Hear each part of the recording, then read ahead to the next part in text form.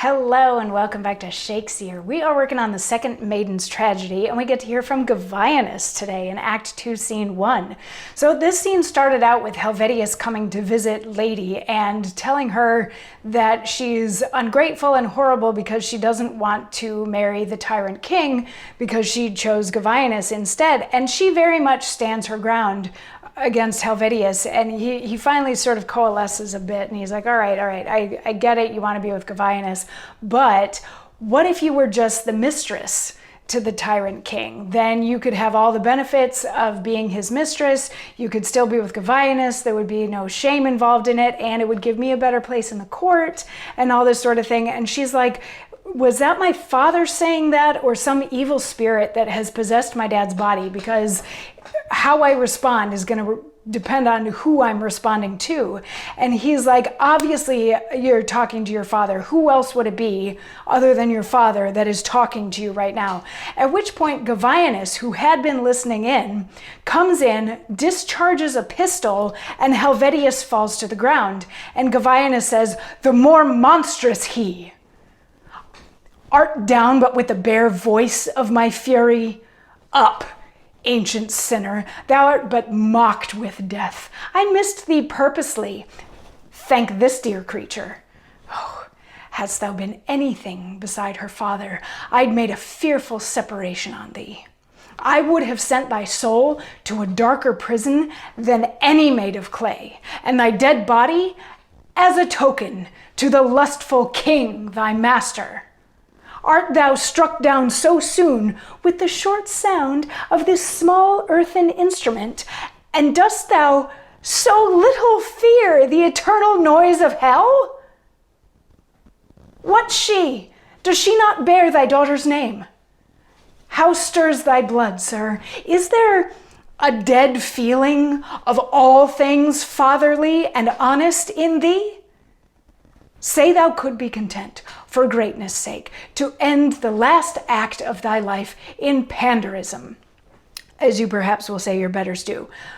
Must it needs follow that unmanly sin can work upon the weakness of no woman but hers whose name and honor natural love bids thee preserve more charily than eyesight, health, or thy sense? Can promotions, thirst, make such a father turn a grave old lord to a white-headed squire?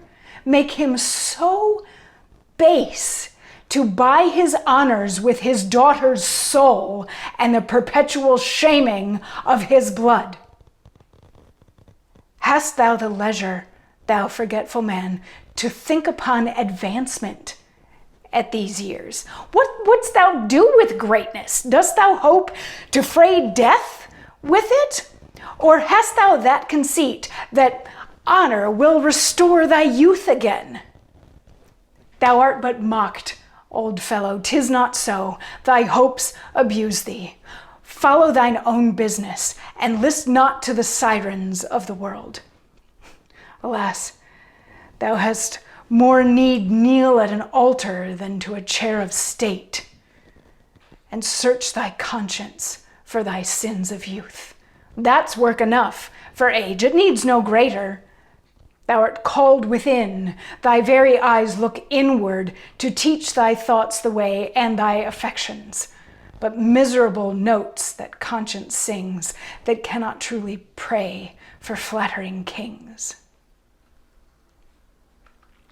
So, this is Govianus putting Helvetius in his place. So first off, the important thing, he comes in and he fires a pistol, but he does not hit Helvetius. He purposely doesn't shoot Helvetius. He just scares him to the point where Helvetius falls down. So he's like, he starts out saying, you know, how ridiculous that you're afraid of this. If you were anybody other than Lady's father, I would have separated your body from your soul. Your soul would have gone to hell, and I would have shipped your body off as like a threat to the tyrant king. But also, seriously, you're afraid of the sound of a gun, but you're not afraid of eternal hellfire for what you're doing to your daughter. He's like, this is how you treat your family? This is how you treat your daughter? Like, do you have no fatherly impulses at all. And then he also touches on Helvetius's age.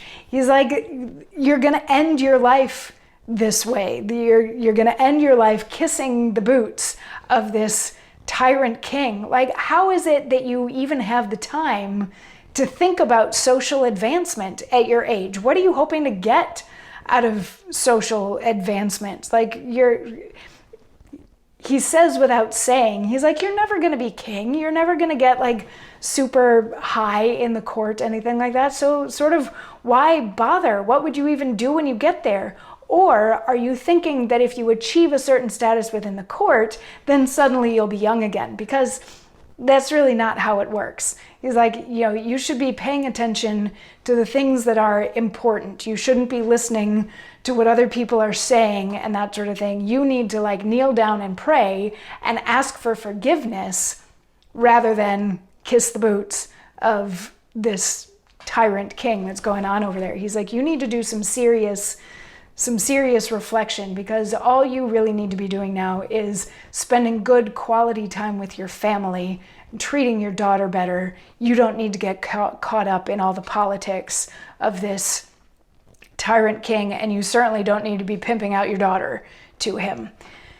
And of course, Helvetius is going to have some thoughts as a response to that, which we will hear tomorrow. So I'll see you then. Mwah.